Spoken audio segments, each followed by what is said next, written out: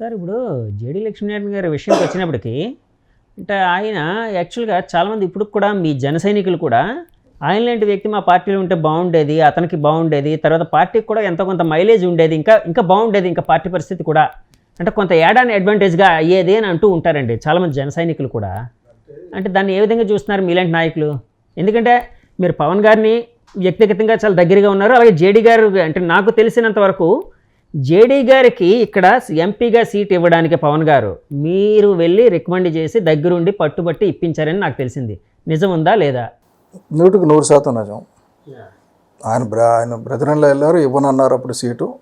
నేను వెళ్ళమన్నాను, ఇవ్వమన్నాను. కళ్యాణ్ గారు నన్ను కూడా తిట్టారు. అంటే లేదండి ఆయన మంచోడని అనుకుంటున్నారు ప్రజలు. ఇప్పుడు మనకు అవసరం కదా, నాకంటే ఒక 10,000-20,000 ఓట్లు ఎక్కువ వస్తాయి ఆయనకి. ఆ 10,000 ఓట్లలో ఒకవేళ ఓడిపోయామనుకోండి ఇబ్బంది అవుతుంది కదా, ఇవ్వండి నేను పనిచేస్తాను. ఆయన వచ్చిన దగ్గర నుంచి ఆయన ఎలక్షన్ అయిపోయి లాస్ట్ బాక్స్ క్లోజ్ చేసినంత వరకు నేను పనిచేశాను. ఇప్పుడు ఇక్కడ ఎక్కడ వస్తుందంటే ఐడియాలజీ అన్నవాడు కష్టకాలంలో పారిపోడండి. కష్టకాలంలో పారిపోడు, కష్టకాలంలో కామెంట్ చేయడు. ఆయన క్యారెక్టర్ ఎక్కడ బయటపడిందంటే పవన్ కళ్యాణ్ గారు కష్టాల్లో ఉన్నారు, ఈయన చెప్పేసి తప్పించుకొని బీజేపీకి జాయిన్ అయిపోదాం అనుకున్నారు. అక్కడ వాళ్ళు తీసుకోలేదు, ఇప్పుడు రోడ్డు మీద ఉన్నాడు, అంతే తప్ప ఇంకేం లేదు. ఇవన్నీ ఏంటంటే ఐడియాలజీలు సిద్ధాంతాలు లేకుండా పవన్ కళ్యాణ్ గారు ఐడియాలజీ నమ్మితే ఎప్పుడూ వదలరండి. చెప్పాను కదా ఇందాక సత్యహరిచంద్ర, పవన్ కళ్యాణ్ గారిని పూర్తిగా తెలిసినాడు కూడా పవన్ కళ్యాణ్ వదలడు, పవన్ కళ్యాణ్ సగం తెలుసుకున్నాడు కూడా మళ్ళీ పవన్ కళ్యాణ్ గారికి రాదు. సార్ ఈ మధ్య వైసీపీ వాళ్ళు చాలామంది వాళ్ళ పార్టీని వీడి వస్తూ ఉన్నారు. అంటే యాక్చువల్గా జనరల్గా ఫినామినా ఎలా ఉంటుందంటే అధికారం ఉండే పెద్ద పార్టీ స్టేక్ హోల్డర్ ఎవరైతే ఉన్నారో ఆ పార్టీలోకి వెళ్ళడానికి జంప్ చేయడానికి ఎక్కువ ట్రై చేస్తూ ఉంటారు. కానీ వైసీపీ వాళ్ళందరూ మీ పార్టీలోకి రావడానికి ట్రై చేస్తున్నారు. టీడీపీ కంటే కూడా మీ పార్టీకి ఎక్కువ ప్రిఫరెన్స్ ఇస్తున్నారు. కారణం ఏంటంటారు సార్? సింపుల్ లాజిక్ మీకు తెలిసే ఉండాలి. బేసిక్గా జనసేన అనేది అంత యంగ్ పీపుల్ ఉన్న పార్టీ. టీడీపీ ఆల్రెడీ 40 years అధికారంలో ఉన్న పార్టీ. దానికి 2nd, 3rd, 4th, 5th, 10th వరకు లైన్లో ఉంటారు ఎమ్మెల్యేలు కానీ ఎంపీలు కానీ. ఇక్కడ లేదు. సో ఏమైనా అవకాశం వస్తే మనకి ఇక్కడ కొత్త పార్టీలో ఎక్కడైతే తక్కువ మంది ఉన్నారు వీళ్ళు అవసరమైతే వసపరుచుకోవచ్చు, బలపరుచుకోవచ్చు, ఏదో చేయొచ్చు, బుజ్జగించవచ్చు వస్తుంది. అక్కడ బుజ్జగించడానికి టీడీపీలో ఫుల్గా ఆల్రెడీ బెటాలియన్ ఉంది. కానీ మీరు ఇందాక పవన్ కళ్యాణ్ గారు ఎవరి మాట వినరు, ధర్మం వైపు నడుస్తూ ఉన్నారు అని మాట అన్నారు కదా. వీళ్ళు ఈ కైండ్ ఆఫ్ మెంటాలిటీతో మీ పార్టీలో చేరే వాళ్ళ ఐడియాలజీ ఇక్కడ సాగుతుంది, మీ పార్టీలో సాగే అవకాశం ఉందనుకుంటున్నారు మరి? ఇప్పుడు ఏ పార్టీ నుంచైనా జనసేన పార్టీలోకి ఎందుకు వస్తారు, ఏ పార్టీలోకైనా ఎందుకు జాయిన్ అవుతారంటే ఒకటి అధికారమైనా రావాలి, లేకపోతే భవిష్యత్తు అయినా ఉండాలి. ఇప్పుడు అధికారంలో ఉంది టీడీపీ, బాగుంది, అన్నీ బాగున్నాయి, కూటమి అధికారంలో ఉంది. ఇప్పుడు ఏ పార్టీలోకి వెళ్తే మన ప్రాస్పెక్ట్స్ బాగుంటాయంటే జనసేన పార్టీ చాలా చక్కగా కనబడుతుంది. ఎందుకంటే చక్కగా డబ్బులు లేకుండా పనిచేసే కార్యకర్తలు బోళ్ళ మంది ఉంటారు. పవన్ కళ్యాణ్ గారు ఉన్నారు, చాలా దిక్కుల నాయకత్వం లోపం కావాలి ఉంది. కాబట్టి ఇక్కడ జాయిన్ అయితే మనం ఏదైనా ఎమ్మెల్యే అవ్వచ్చు, ఎంపీ అవ్వచ్చు, ఎమ్మెల్సీ అవ్వచ్చు అని వస్తారు. వచ్చిన వాళ్ళు ఐడియాలజీ ప్రకారంగా పవన్ కళ్యాణ్ గారు ఐడియాలజీ ప్రకారంగా ఉంటే అన్నీ ఉంటాయి. రాకపోతే ఆయన దగ్గర ఏంటంటే ఎంత పెద్ద తప్పు చేసిన వాడైనా యాక్సెప్ట్ చేస్తాడు, మారకపోతే మాత్రం మళ్ళీ దగ్గర రానివ్వరు. అది కాబట్టి వీళ్ళందరూ కూడా రావడం తప్పులేదు. గంగా నదిలాగా ఎవరైనా సరే రావచ్చు, స్నానం చేయొచ్చు, నీళ్ళు తాగొచ్చు, అన్నీ చేయొచ్చు, ప్రయాణం చేయొచ్చు. కానీ అంటే రాజకీయ నాయకులు అధికారమే పరమావధిగా ఉంటారు కదండి. ఇప్పుడు మీరే అన్నారు యాక్చువల్గా మా దాంట్లో కేడర్ తక్కువ ఉంది, అంటే నాయకుల సంఖ్య తక్కువ ఉంది కాబట్టి వాళ్ళు వస్తున్నారు అన్నట్టు అన్నారు కదా. సో ఇక్కడికి వచ్చిన తర్వాత వాళ్ళ ఆటలు అంటే వాళ్ళ ఐడియాలజీ ప్రకారం సాగే అవకాశం ఉందా అండి? అంటే పవన్ కళ్యాణ్ గారు వాళ్ళకి వశం అవుతారా? పవన్ కళ్యాణ్ గారు అసలు ఎవరిని పట్టించుకునే పరిస్థితిలో లేరండి. ఇప్పుడు కూడా బిగినింగ్ నుంచి ఆయన ఆలోచన ఏంటంటే bring change in the people. ప్రజలు ఎవరినైనా యాక్సెప్ట్ చేయాలో తిరగొట్టాలి. మళ్ళీ వీళ్ళు వచ్చేసారు, సపోజ్ మీరు వైసీపీలో కండలు తిరిగిన నాయకుడు, బాగా డబ్బు ఉంది, బాగా ఇసుక దోచుకున్నారు, అది చేసుకున్నారు, మా పార్టీలో జాయిన్ అయిపోయారు అనుకుందాం. రేపు పొద్దున్న ఎన్నికల ముందు మీకు సీట్ ఇవ్వాలా వద్దా అనేది మళ్ళీ ఇంటర్నల్గా అడుగుతారు అందరినీ. అడిగినప్పుడు అప్పటికి మీరు అడ్జస్ట్ అయిపోయి గతం అయిపోయింది, వదిలే అబ్బాయి మనం ముందుకు వెళ్దాం, అందరిని కలిసి వెళ్దాం అని అందరినీ కలుపుకొని ఉంటే మీకు సీట్ రావచ్చు.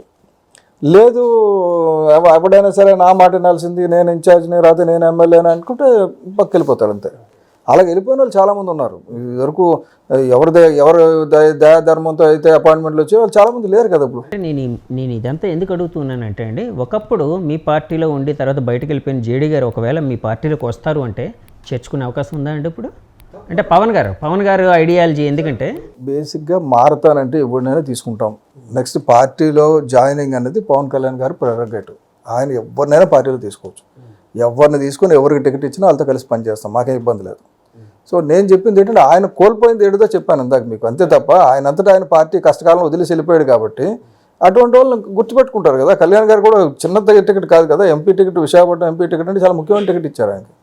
టికెట్ ఇచ్చినప్పుడు ఆయన నిజంగా కష్టపడి పనిచేసి ఉంటే వేరేగా ఉండేది అది. కాబట్టి చూద్దాం. ఇప్పుడు ఏమంటే ఇవన్నీ కూడా సార్ రాజకీయాలు అనేవి మార్చడానికి వచ్చాం. మీరు ఇప్పుడున్న డెఫినేషన్స్ ఏవి పనిచేయవు. భవిష్యత్తులో డెఫినేషన్స్ ఎలాగుంటాయంటే పంచాయతీలన్నిటికీ అధికారాలు ఇచ్చేసిన తర్వాత, కార్పొరేషన్లన్నిటికీ అధికారాలు ఇచ్చిన తర్వాత ఇంక ఎమ్మెల్యే ఎంపీ అయితే నేనేం చేయాలి, నేను డబ్బులు ఎలా సంపాదించుకోవాలని ఉంటుంది కదా.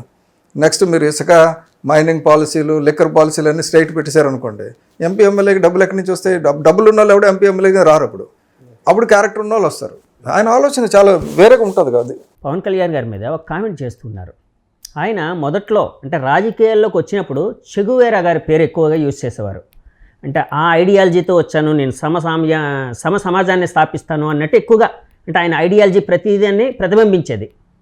కానీ అంటే చెగువేరా అనగానే ఒక మానవతావాదం. ఇప్పుడు కట్ చేస్తే మనువాదం వైపు వెళ్ళిపోతున్నట్టున్నారండి. ఏంటి సార్ అది? అంటే మానవతావాదాన్ని పక్కన పెట్టేసి మనువాదం వైపు వెళ్ళిపోతున్నారా ఏంటి?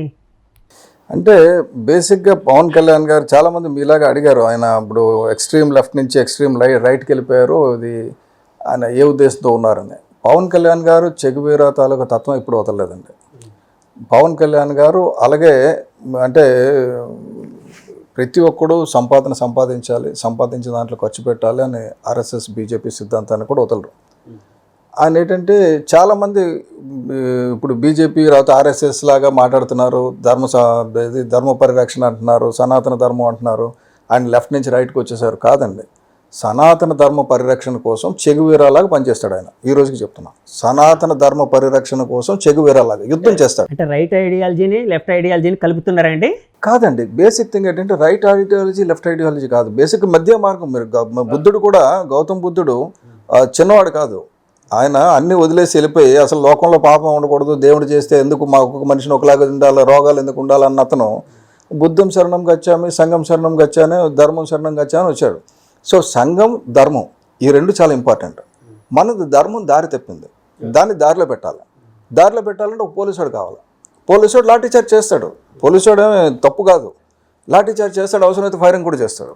పవన్ కళ్యాణ్ గారు కూడా ఒక రకమైన ధర్మానికి ఒక నష్టం జరిగింది, భంగం వాటిల్లింది.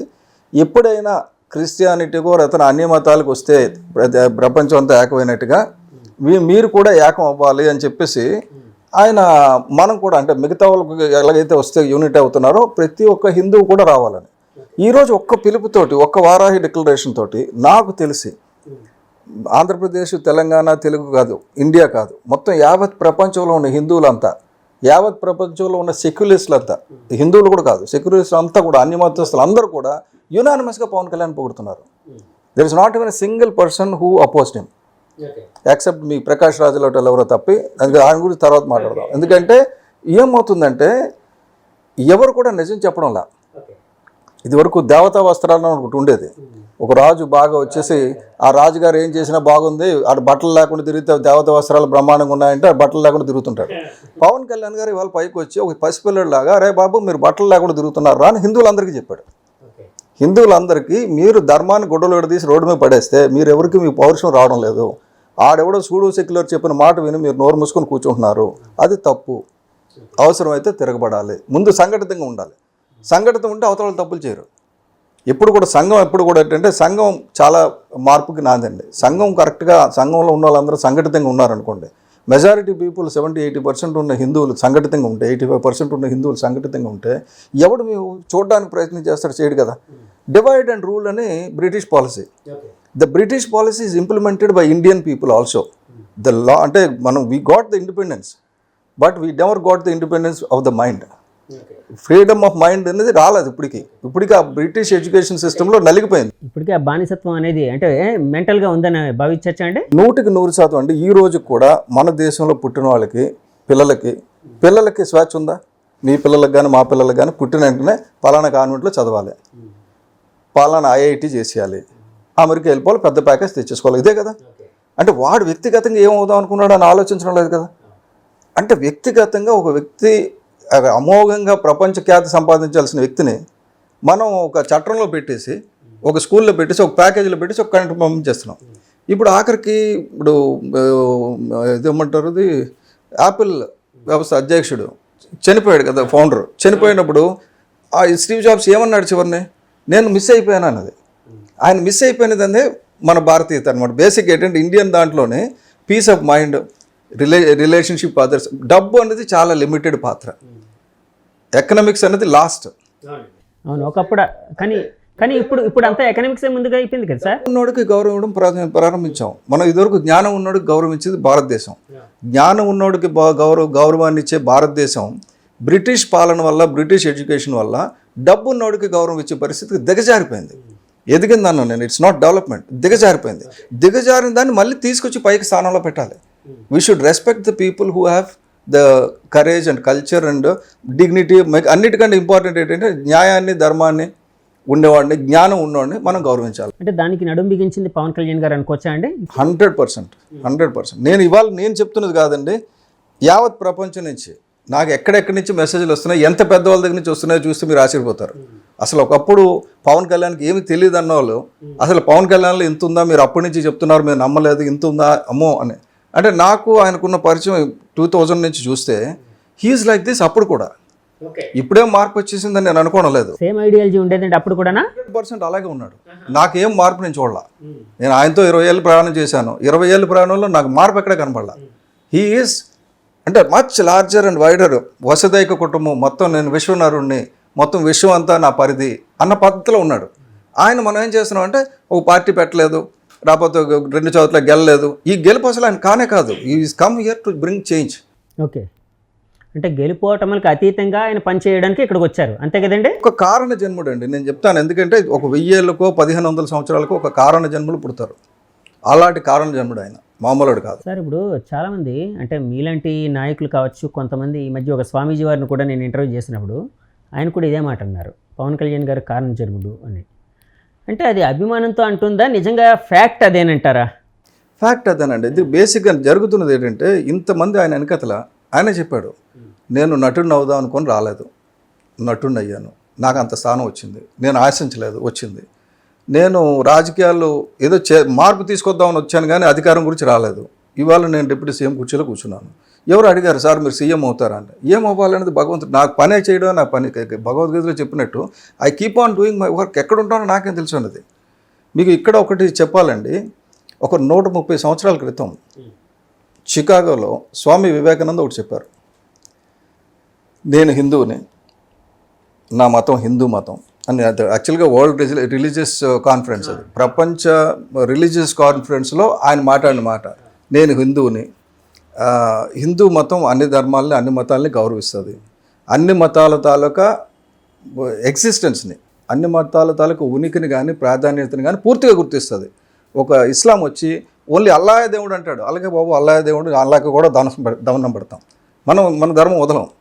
ఇంకొకరు వస్తారు జీసస్ దేవుడు అంటాడు, సరే జీసస్ దేవుడు దండం పెడతాం, యాక్సెప్ట్ చేస్తాం, ఎందుకంటే నమ్మకమే దేవుడు. భగవద్గీతలో కృష్ణుడు ఏం చెప్పాడంటే, నువ్వు ఏ మార్గం దాని నుంచి వచ్చినా నా దగ్గరికి వస్తావు అని.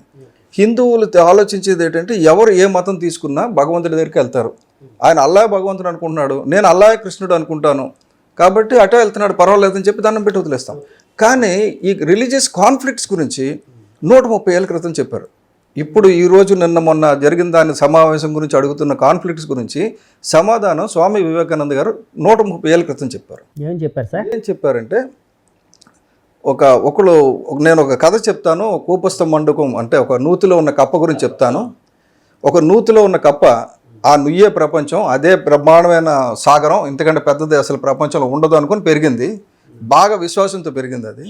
దాని దగ్గరికి సముద్రం నుంచి ఒక కప్ప వచ్చి, ఇది నువ్వు చూస్తున్న చాలా చిన్నది, అక్కడ సముద్రం ఉంది, చాలా విశాలమైనది, పెద్దది అని చెప్పింది.